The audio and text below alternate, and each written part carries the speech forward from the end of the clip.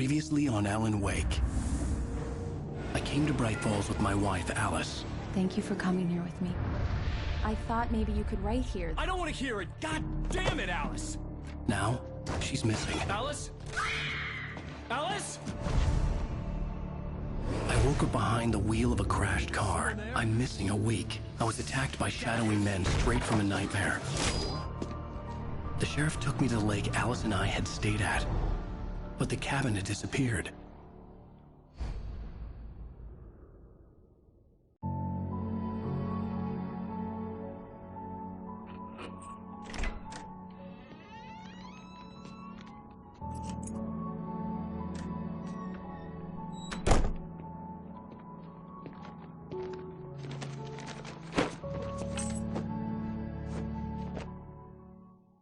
Honey, I'm home.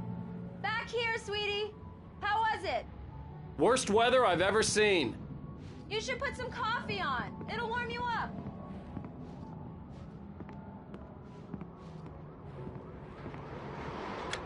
Coffee's on. Great, thanks. I'll need it if I'm gonna finish this by tomorrow.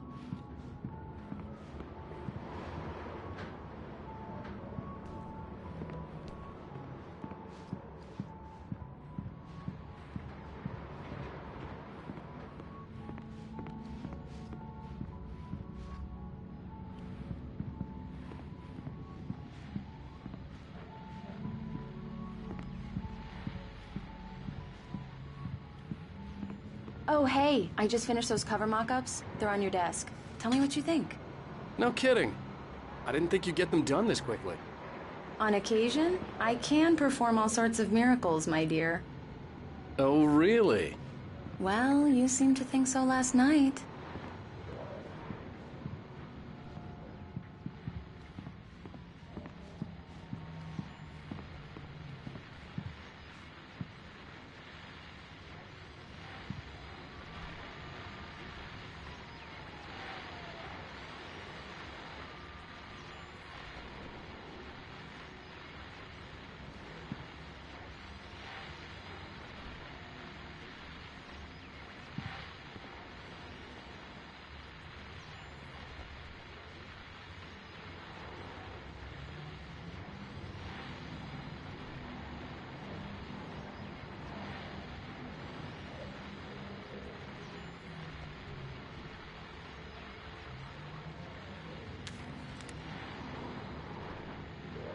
These look really good.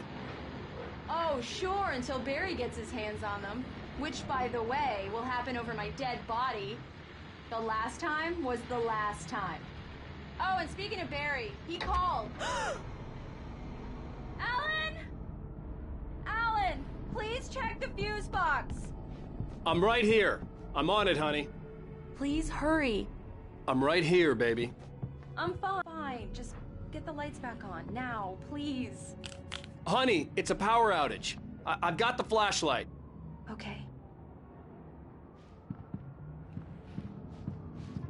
Hi. You okay? I'm sorry. It just really spooked me. Don't worry. We'll just break out the candles.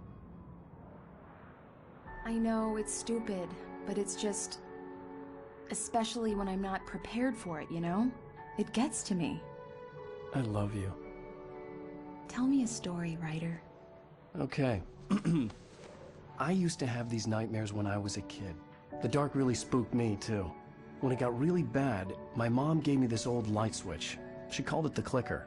The clicker, huh? Yeah. If I ever got scared of the dark, I could just flip the switch and a magic light would scare the monsters away. Oh, sure. Here it is. Alan. Maybe it'll help you, too. Yeah, nice story, writer boy. You made that up right now, didn't you? No. Seriously. I love you, even if you are a liar. Thanks for this.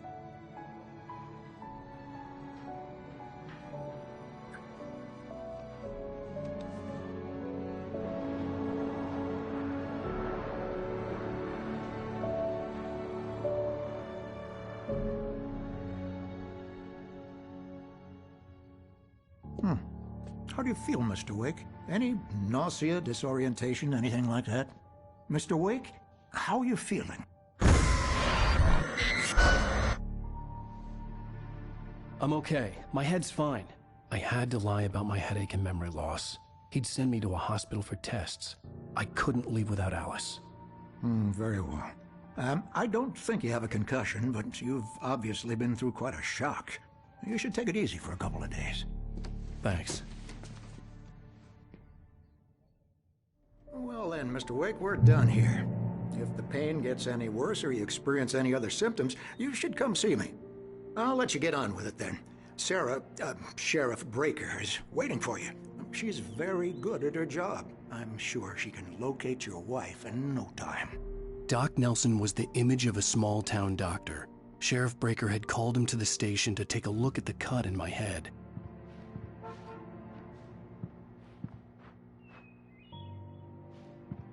I'm sorry you had to cut your morning fishing short for this, Doc.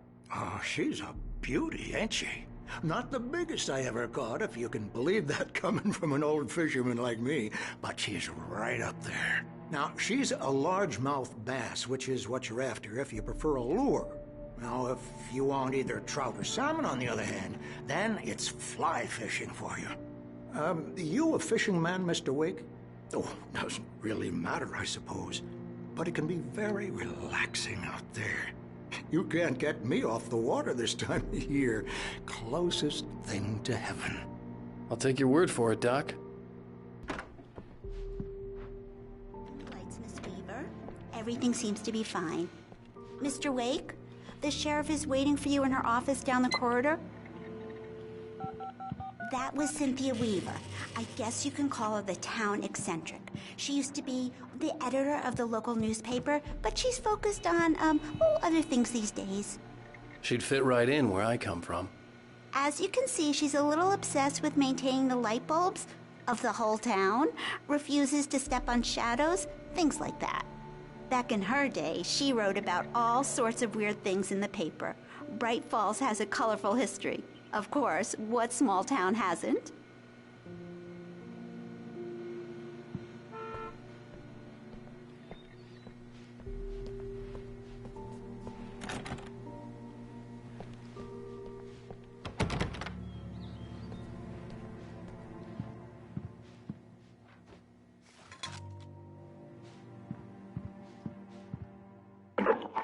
It's Mulligan here. I'm at Stucky's gas station with Thornton. There's no sign of him. Over. Wait. Yeah, this is Thornton. Look, we've located the brake float. It's here. That's some good news, right? Stucky was supposed to be driving it at the rehearsals today. Over. Oh, give me that. Mulligan here. Looks like someone really thrashed the garage. Over. Okay, roger that, guys. Keep looking for Stucky. Jane's out.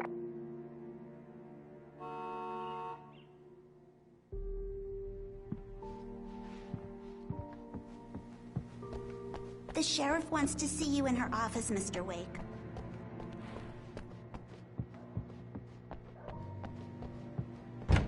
Come in, Mr. Wake. Your phone's on the desk. The battery was dead. It's charged now. Have you started looking for my wife yet? My men are already on it. Now, can you tell me what happened? I'm not sure. I can't remember. We were arguing. I walked out of the cabin. The cabin on Cauldron Lake? How did you end up at Stucky's gas station? I wanted to tell her what had happened last night, but I couldn't. She'd lock me up. Excuse me. I need to take this. Hello? Alan, please help me. Alice? Stop talking to the law. You'll do exactly what I say if you ever want to see your wife. Who is this? Go to the back lot. There's a hole in the fence on the left. Look inside the junker. I left a little something there to convince you we're all on the same page here. After you ditch the cops, you're gonna meet me in Elderwood National Park. There's a spot called Lover's Peak. Midnight. Don't do nothing stupid, pal. We're watching you. I need some fresh air. Can I go out? In the back, maybe? Of course, Mr. Wake. I understand. You can get there through the cells. Deputy Grant can show you the way. I'm sorry. All of this, it's just a lot to take in. Take your time, Mr. Wake. I understand. Mr. Wake, can I help you with anything? I need to get some air. The sheriff said I could go out back. Of course, Mr. Wake. You can get there through the cell corridor. Just don't mind Walter in there. He's one of our regulars. I thought he quit drinking for good. Oh, no such luck. He went on a bender and beat Danny pretty badly. He started shouting like that the moment he woke up. You can get to the back lot through that door and down the corridor, Mr. Wake. Hey, can you turn the light? The light's on! The deputies, they won't... Thank you, man, thank you. Hey, you're alright. You're a good guy. Don't let anybody tell you different. You know, I shouldn't even be in here. The cops, they got it all wrong. See, sure, I beat him up, but I wasn't drunk. I mean, I wasn't drunk at the time. I only got drunk afterward. Okay, listen. You gotta listen carefully now. Here's the kicker. That wasn't Danny. No, sir. It only looked like him. You wanna know who it really was? I'll tell you who it really was. It was a goddamn space alien! I know it sounds like something a drunk would say, but believe me, I wasn't drunk then.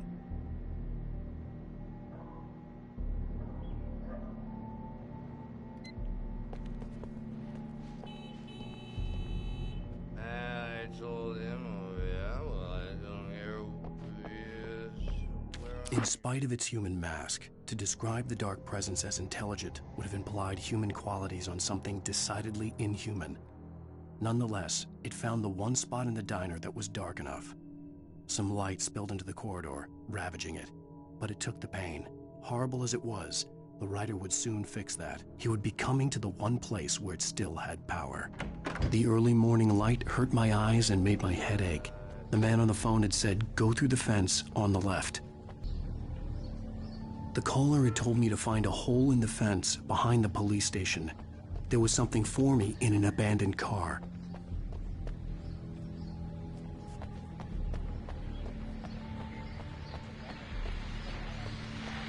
Well, folks, it's been another long night, and it's about time for me to sign off for a while. God knows I need my beauty sleep. Just one more item before I go. It's been a busy night for the sheriff's department. We've had a few broken windows, even a report of shots fired on Main Street. Deputies Mulligan and Thornton had to deal with two intoxicated young men who were celebrating the completion of their Deer Fest float. Now, folks, we get this every year. I know it's exciting, the big day's almost here, but let's save it for the party and leave the gunplay for the shooting competition, huh? There's no point in getting all worked up yet. The kidnapper fired his gun one last time, and the shadow vanished into the darkness it had come from. See? Nothing to it, Wake. The thought of Alice in his hands was revolting. We stood on the wooden platform of Lover's Peak, the waterfall and the mountain behind us, the lights of the radio mast blinking red in the heights above. I fought with the urge to take a swing, force myself to speak. Let's cut the act now. Where's my wife? Alice's driver's license had been placed on the front seat. The caller meant business. Barry? Ow! Ow! Thank God! Where the hell have you been? I've been trying to reach you for a week, you and Alice. I've been worried sick. I flew out yesterday. I'm here in Bright Falls. Barry, listen to me. I'm at the sheriff's station. Come and get me. I can't talk now. Ow! What the hell is going on? I had to get the sheriff to let me go.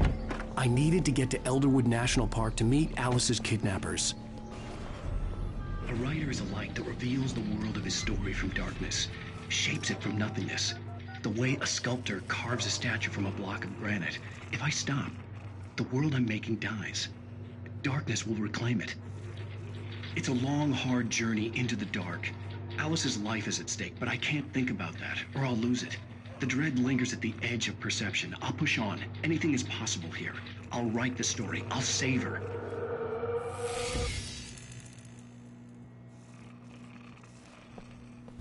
Marvelous, Sarah. I just wanted to settle all the damage the Anderson brothers might have inadvertently caused on their recent and regrettable little outing. They are not accountable. Are you feeling any better, Mr. Wake? I'd like to leave. Am I free to go? Well, we still need to talk about... Am I under arrest? No, of course not. But I need to know where you'll be staying so I can get in touch with you. I'd avoid the motel. The Majestic is known for its roaches. The cabins at Elderwood are pretty nice, though. That sounds perfect. I'm Dr. Emil Hartman. I'd like to invite you to stay at Cauldron Lake Lodge. Did you talk to my wife? I had the pleasure of discussing your situation with her on several occasions. Did you set something up with her? I invited her here. My clinic is a place where... Oh! Hey! Oh, my! Take it easy. Hey, nobody move! Get your hands off of my client! Who are you? I'm Barry Wheeler, his agent. If you have business with Mr. Wake, you talk to me. You yokels won't know what hit you once I sick my lawyers on your asses. No harm done, Sarah. I'm all right. I don't want to press charges. Mr. Wake, my offer still stands. Get me out of here. What the hell was that about, Al? We don't need a replay of that thing with the paparazzi. I thought they were gonna lock you up.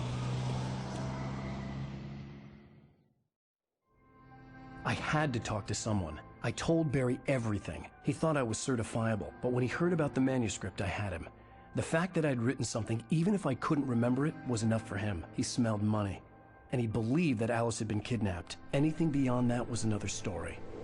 I had a midnight appointment with the kidnapper in a place called Lover's Peak, somewhere in Elderwood National Park. The plan was to rent a cabin. I don't like it, Al. I don't like any of it. It's not good. In fact, it's the absolute opposite of good. Mr. Wake! Barry, you found him. Hi, Rose. Oh, wow. I was just thinking about you, too. Great. I was just bringing Rusty some coffee. He's on the balcony, looking after Max. Poor thing. I really need to go. Great to see you again, Mr. Wake. Later! Who's Max? What an airhead. Jeez, Mr. Takes a swing at everybody. This is not her fault. She's a very nice girl and, more importantly, a fan. She even has a fan site dedicated to you. And she was very helpful when I was looking for you. Seriously, Al, what you were saying in the car? Just listen to yourself. What, you shot a guy and his body just disappeared? When was the last time you slept? What, are you high? Have you been drinking? No! Look, Barry, I'm missing a week, and someone's got Alice. Do you and understand what it sounds like when you say stuff like that? Don't get me wrong, it's a good story, could be a bestseller. But when you start confusing fiction with reality, you're buying yourself a ticket to the funny farm. Wait here.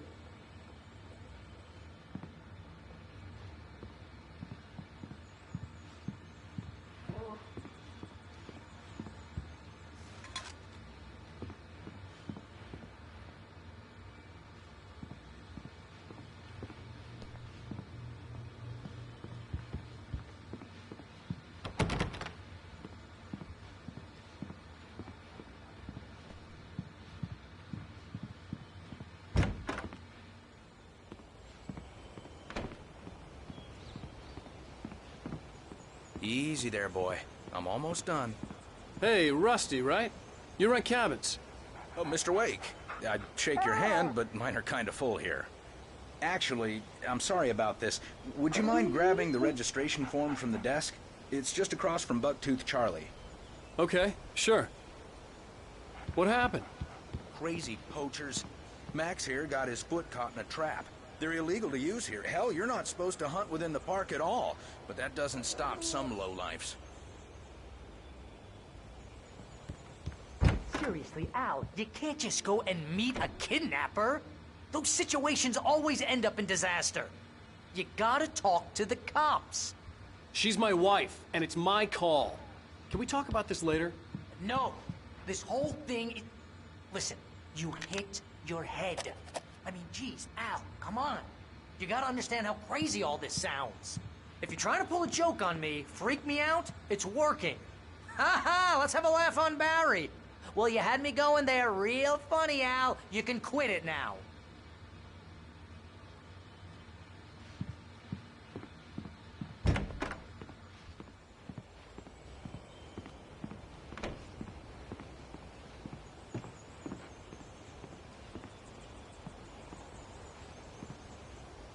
I think this is the form you wanted. And here are the keys. Okay, you're all set, Mr. Wake. Glad to have you stand here. Thanks. Can you tell me how to get to Lover's Peak? Oh, sure. It's at the end of the nature trail. Just follow the paths, you'll get to it eventually. It's an easy walk. Nice spot, too. If you have any trouble finding it, just keep your eyes on the radio mast. It's right below that.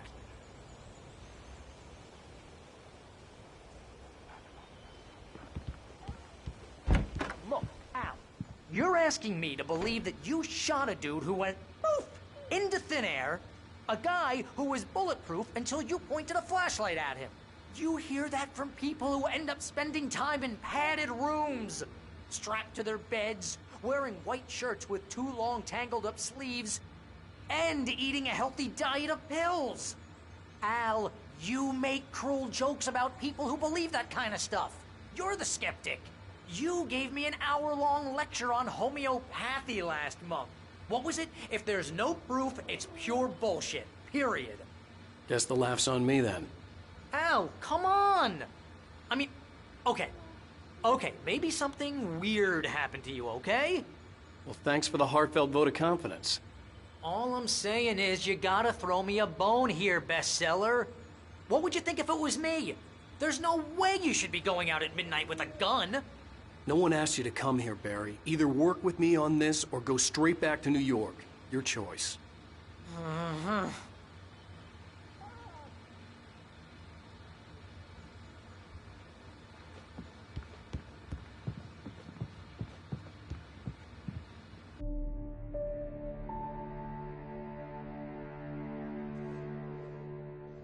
That's just crazy talk, Al. Al! Al?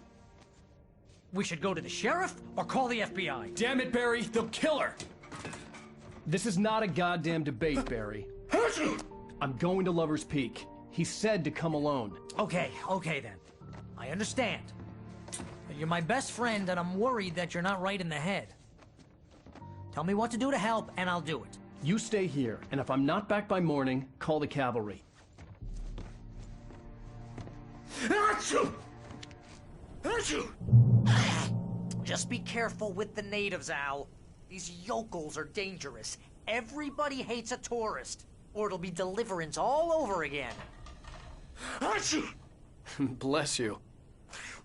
Oh, this place is trying to kill me. I'll bet there's mold in here, spores, poison ivy, God knows what. This is so not worth a 15% commission.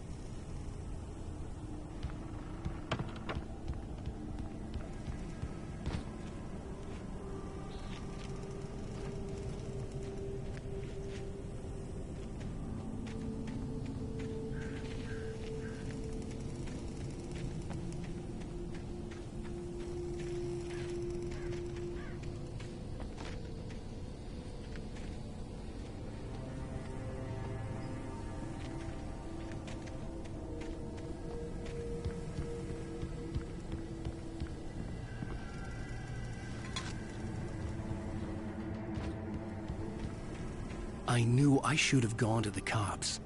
This wasn't the smartest thing I'd ever done, but I was still angry with Barry for trying to talk me out of it. These people had called me right in the sheriff's station. The cops wouldn't scare them, and they had Alice. I'll wait here, Al. I'll hold down the fort. I'll be with you in spirit every step of the way, Al. Walk through the door now.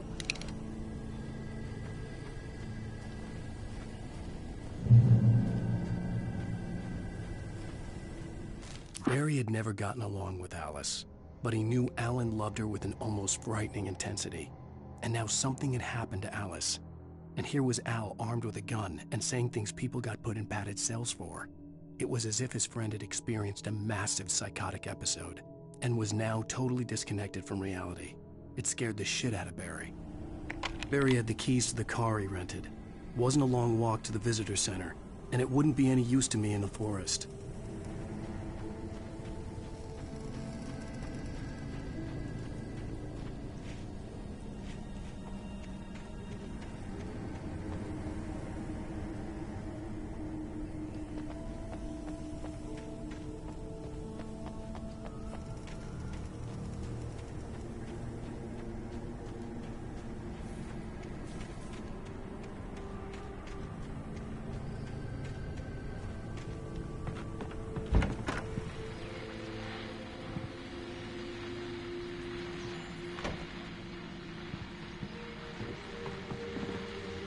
Welcome back to the show, folks. As promised, our very own Dr. Nelson has just parked his rear end in the studio. Doc, what's your Deerfest plan like? My plan? You make it sound a lot more organized than I ever seem to manage.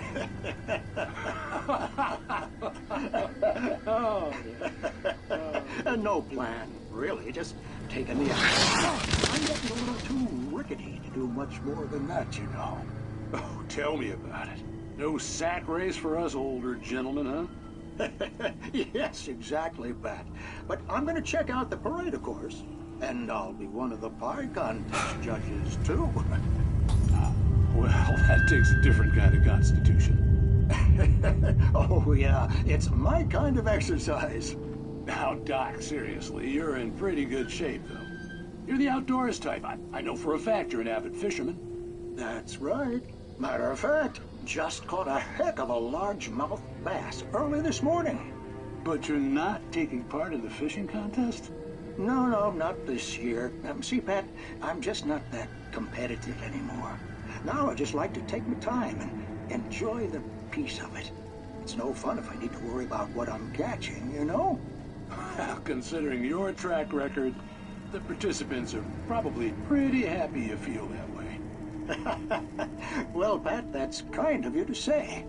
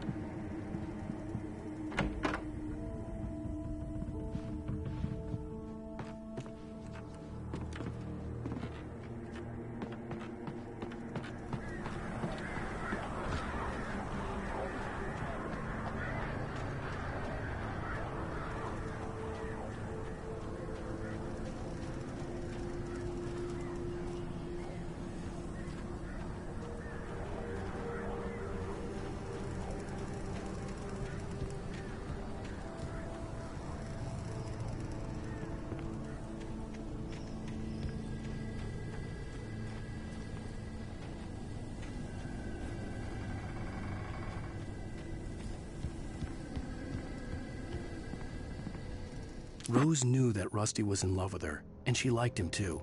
She liked him a lot. He taught her to dance, and life had certainly taught her the value of a man who was gentle. He treated her well, made her smile, made her feel good. But Rusty wasn't the prince of her dreams, and that tended to underline the unbearable truth. She was no closer to that Hollywood magic than he was.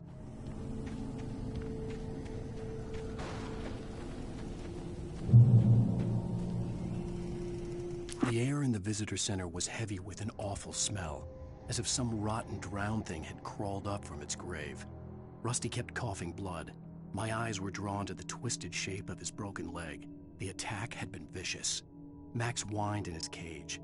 Rusty's eyes were wild with fear and terror. He gasped. "Mr. Wake, it happened just the way it was on that page."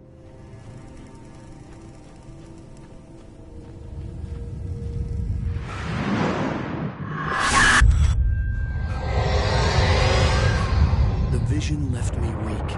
This was no head injury.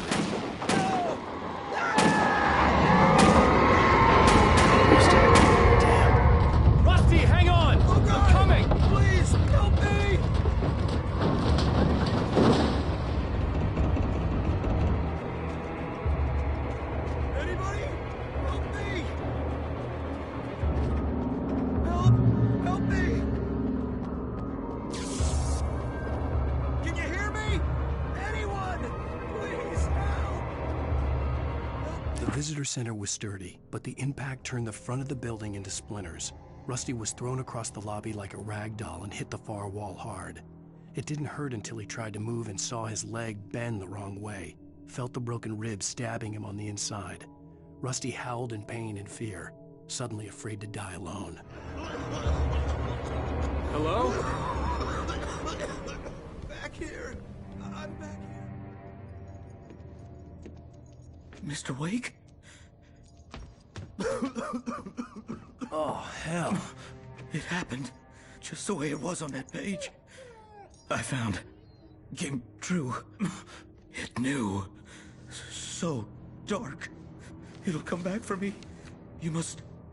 The lights. In the office. I have the key. Okay, Rusty. Hang on. I'll be right back. Whatever did this couldn't be far. Rusty had found a page from the manuscript. It would help me understand what had happened. Shh. Good boy.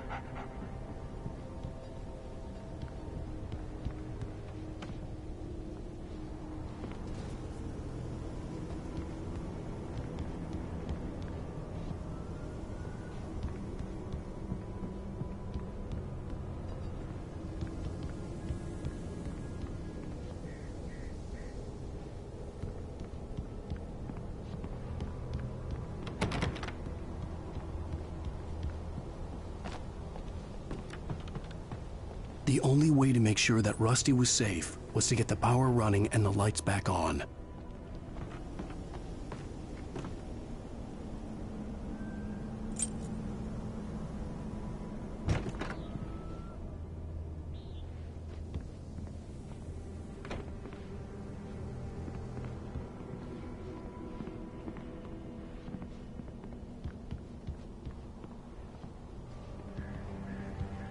At the last instant, I changed direction and threw myself down. The axe splintered the trunk of a tree. I stumbled into the pool of bright light. My lungs burned. I was too exhausted to move. I tensed as I waited for the killing blow, but it never came. I raised my head. Nothing moved in the darkness beyond. For the moment, bathed in the cold light, I was safe.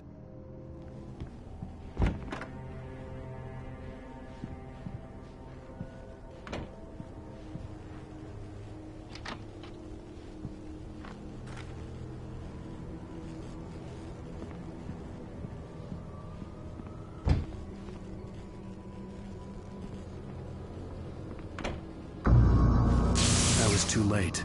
Someone had destroyed the circuit breaker. There was no way to get the lights back on.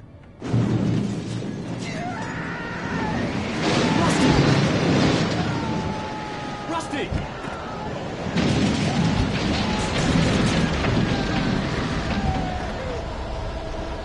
The ground was covered with oily patches that looked like liquid darkness.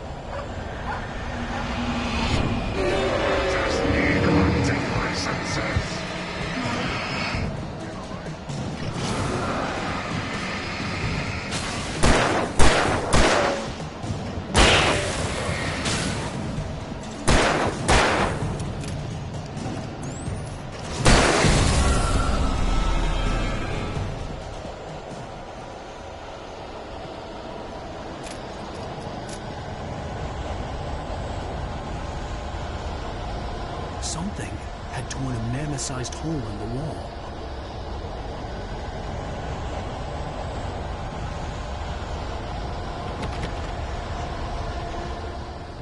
Please don't feed the animals.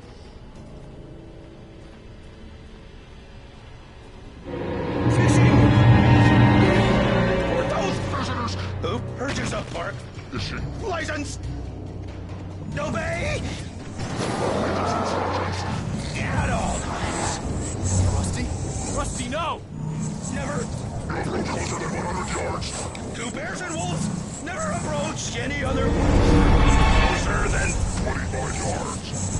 That's us, Bailey. Never leave your pet unattended.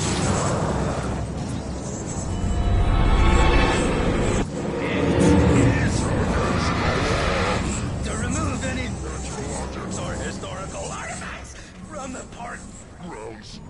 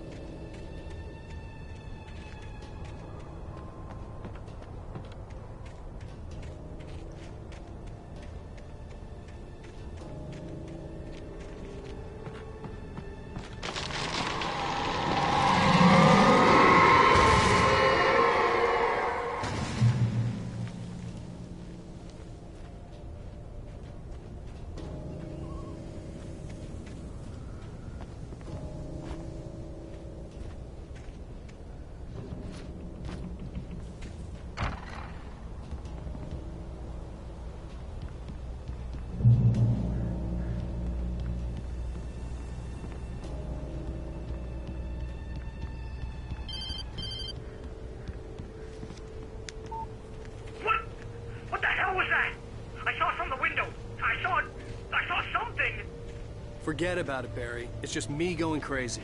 Oh, jeez. Oh, jeez. You're not crazy. I wish you were crazy, but you're not crazy. Al, be careful. Stay in the cabin. Don't open the door for anyone. I mean it.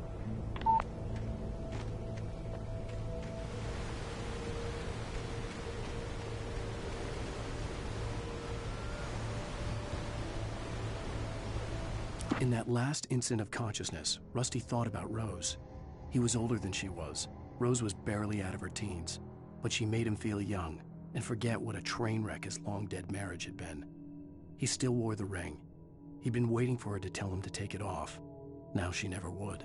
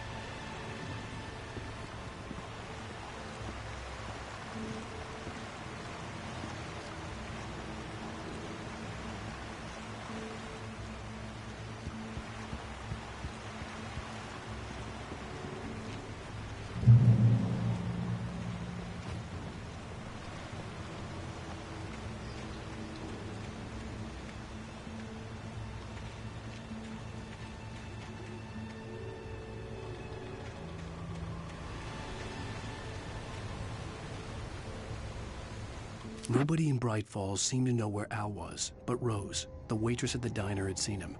From what Barry could tell, Al pretty much fell off the face of the earth when he left the diner. Rose was just the kind of fan that Al hated, but she really tried to help. She was smart, too, knew a lot about what was going on in the town, knew a lot about Al, even knew who Barry was. Barry liked her. That was no big surprise. When it came to women, Barry and Al rarely saw eye to eye.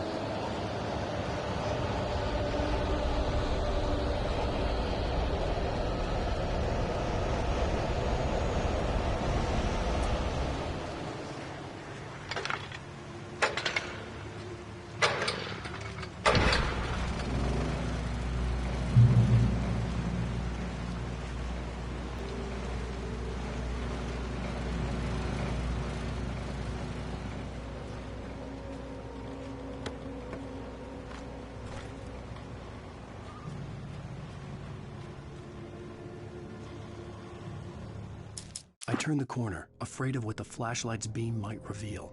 Suddenly, a roughly painted symbol of a torch glowed in the light. Behind it, hidden by a rock, sat a battered metal trunk. It was here for a reason, packed with supplies, batteries, flares, ammo, things you need to make it through the darkness of the night. Something left behind by someone who knew what I knew, and more.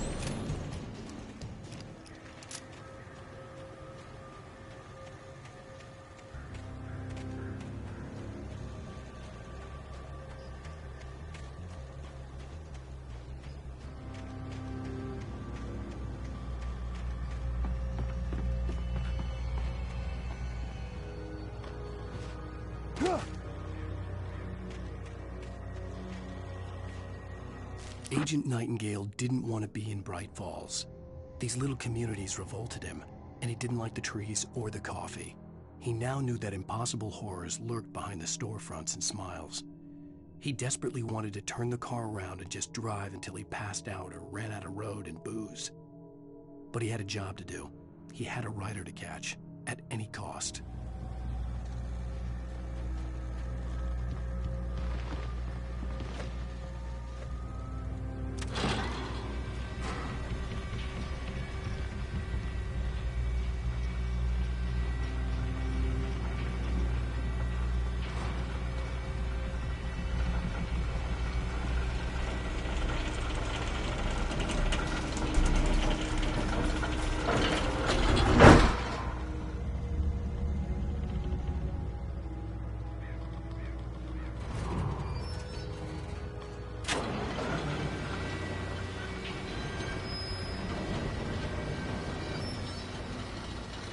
Shit.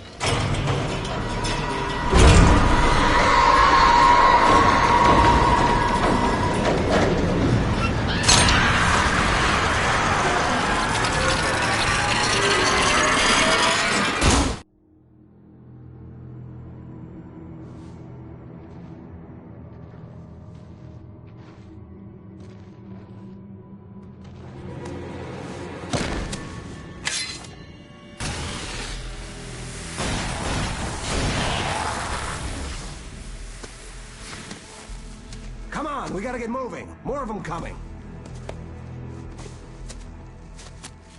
That flashlight's kid stuff. The flares won't keep the bastards away.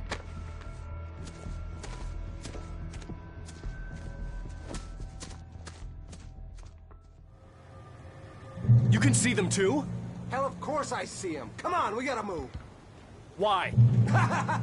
Because that's the way the story goes. Yeah, but... Let's move! I lost my gun back there. Oh, I've got a gun. Just keep that light steady on him. It took a moment, but then I recognized him. He'd been on the ferry when I first arrived here with Alice. He knew my name. We were headed in the direction of Lover's Peak. There was no way this was a coincidence. He was the kidnapper. Come on, Wake! You better keep up. That's what I got for you!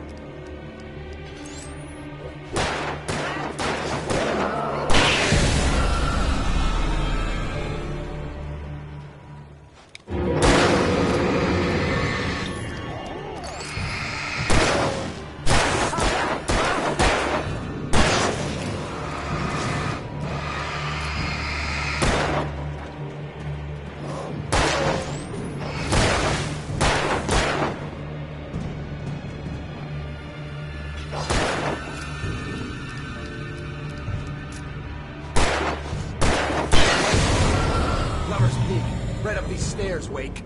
Use the flares from the emergency box to hold them off while I get these boards off. Give me the gun. Yeah, no can do, Wake.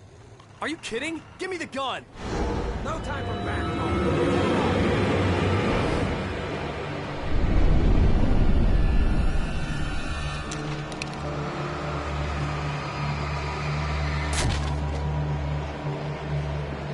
A little longer. Scare him off.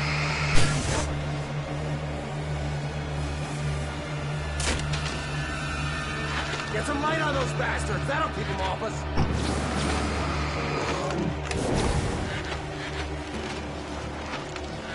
Just a little longer. I almost got it. Okay, it's open. Move it or lose it.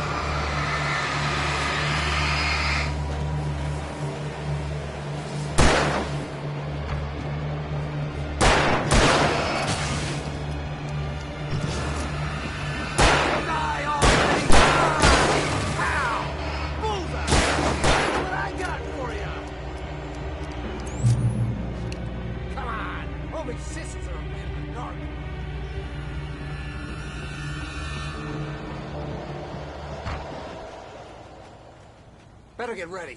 They'll be on us soon.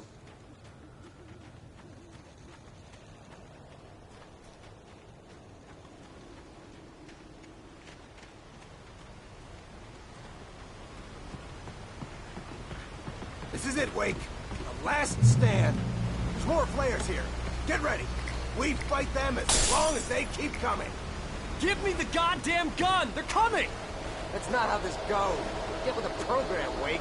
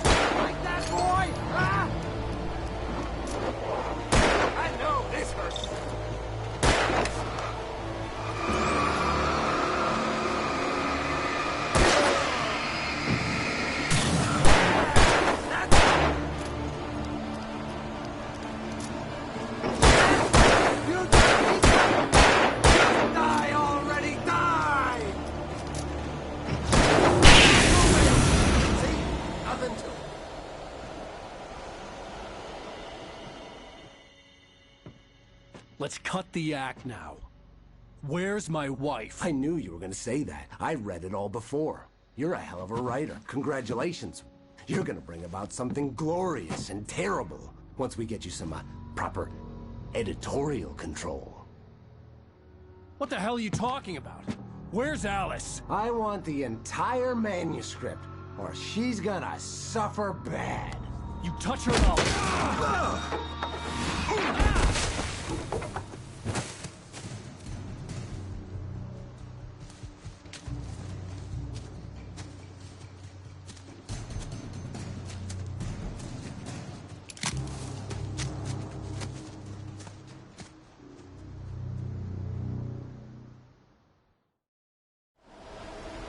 You're gonna give me the manuscript or you'll be sorry. No! Come back here! I swear I'll kill you if you hurt Alice! Do you hear me? Come back here! He had Alice, and he wanted the manuscript because he thought it held some magical power. But I had no manuscript to give him. I had to get back to Barry and figure out my next move. On more than one occasion, Alice had tried to explain to me how it felt to be afraid of the dark. To her, darkness wasn't simply the absence of light, but something more tangible than that. It was something you could touch and feel. Worse than that, it was something with a mind of its own, something malicious and malign. For her, things changed when they were wrapped in darkness. They turned into something else, something foreign, and nothing was safe or innocent anymore. I'd never really understood what she meant, until now.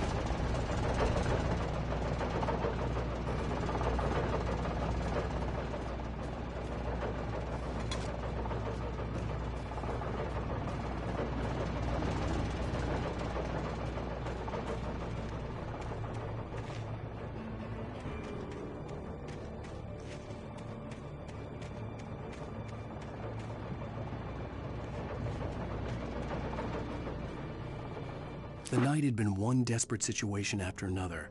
I was exhausted, and my body felt as though it had been chewed up and spat out. The flashlight was heavy in my hand, and each pull of the trigger sent a painful shock up my arm. But I was finally out of the woods, and things were looking up. That's when I heard the chainsaw.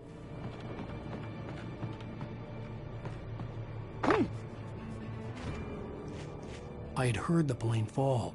It made no sense. It was clear that it had just fallen here. It was very old and obviously hadn't flown in decades. Looking at it sent a shiver down my spine.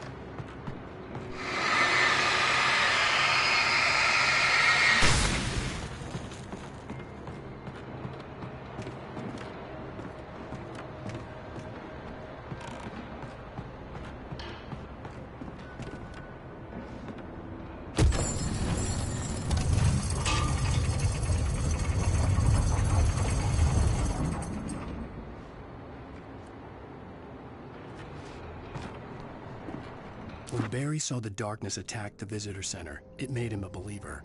The men Al said he'd shot, they hadn't been just locals on crank. Somehow the world had changed, like the channel had been switched without warning. You think you're watching a sitcom, and you're really watching a horror show. When the birds started attacking the cabin, Barry wasn't surprised, just terrified.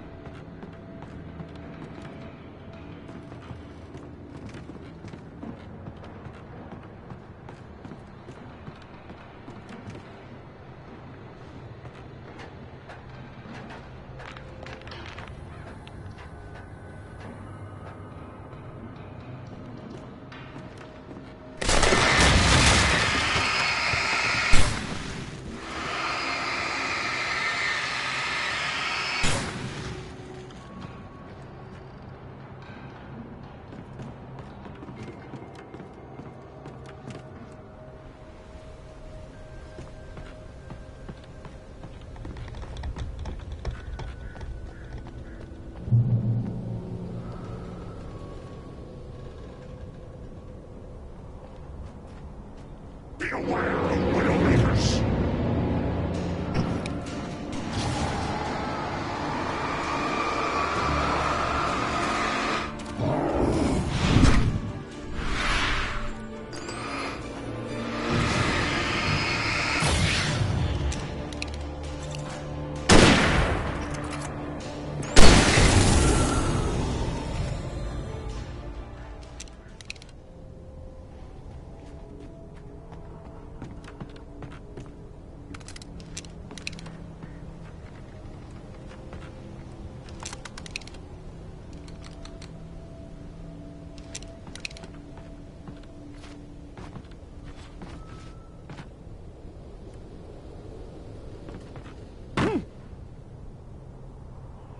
Shadows stirred and the wind picked up as I ran through the forest.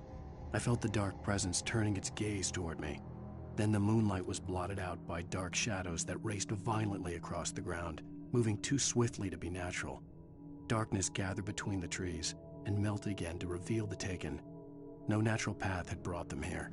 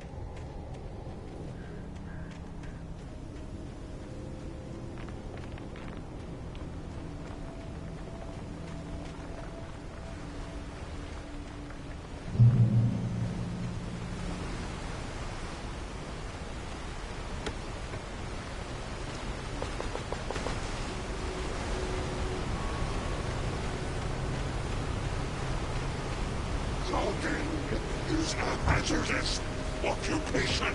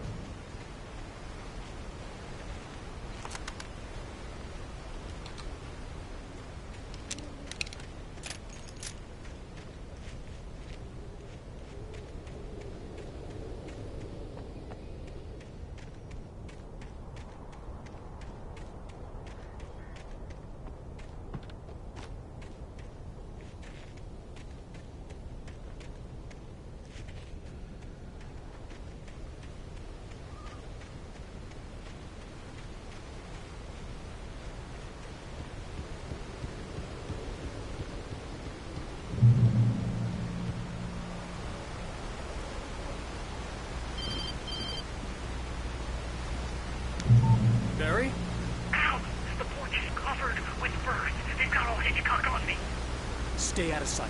I'm on my way. Don't open the door. What am I, crazy? Stay hidden. I'll be there soon. Just make sure you keep the lights on. I still had to reach Barry at the cabin, but at least I was out of the woods.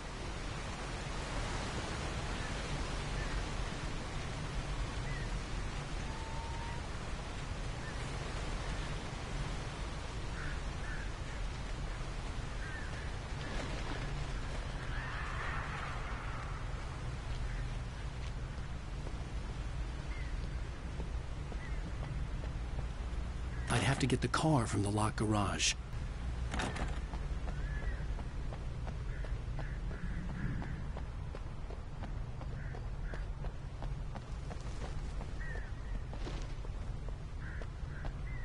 I had to find the key to the garage.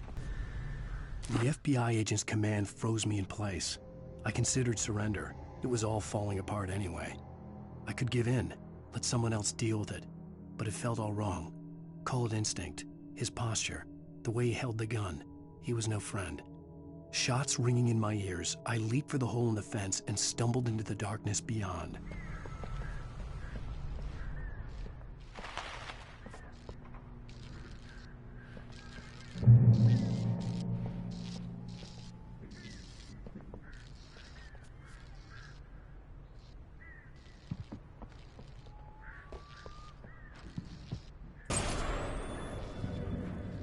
A story is not a machine that does what you tell it.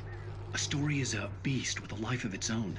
You can create it, shape it, but as the story grows, it starts wanting things of its own. Change one thing and you set off a chain reaction of events that spreads through the whole thing.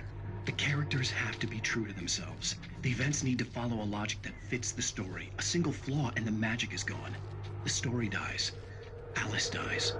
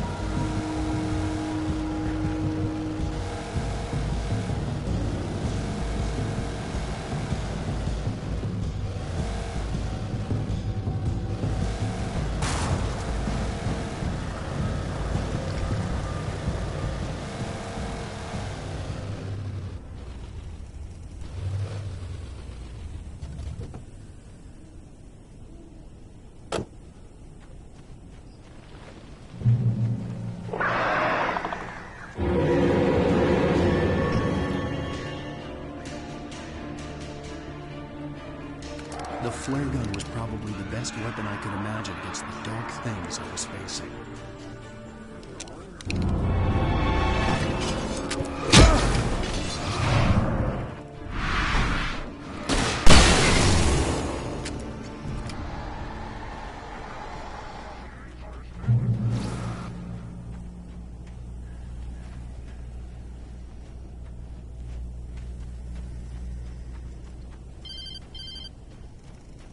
It was the kidnapper. You son of a bitch! Where's my wife? Enough horseplay, Wake. You deliver the manuscript, and you can have your woman back. Simple as that. I don't... Listen. I'm gonna need time to finish it. I still need to write the ending. I need a week. It's not done? I need a week. 2 days! The old Bright Falls coal mine is nearby. You can find it easy, city boy. The main building, there at noon. You bring the manuscript, you'll get your wife. Not, well, get me? Yes, I get you.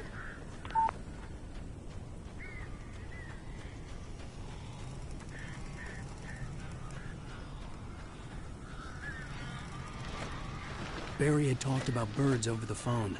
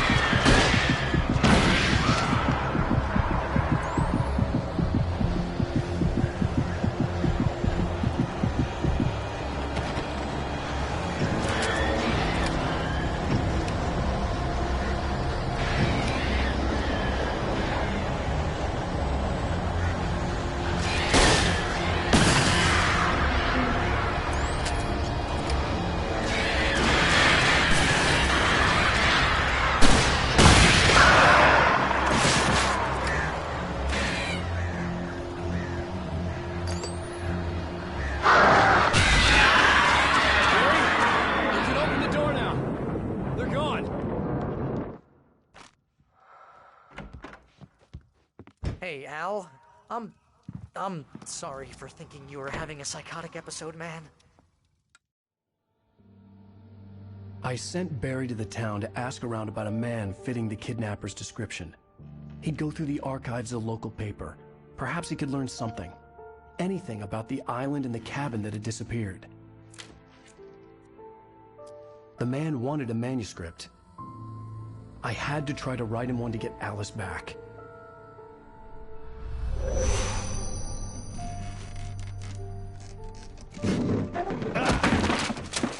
For me, the supernatural had always been nothing but a metaphor for the human psyche, a tool to use in writing fiction. Now, it was happening for real, and I couldn't put a single word on paper.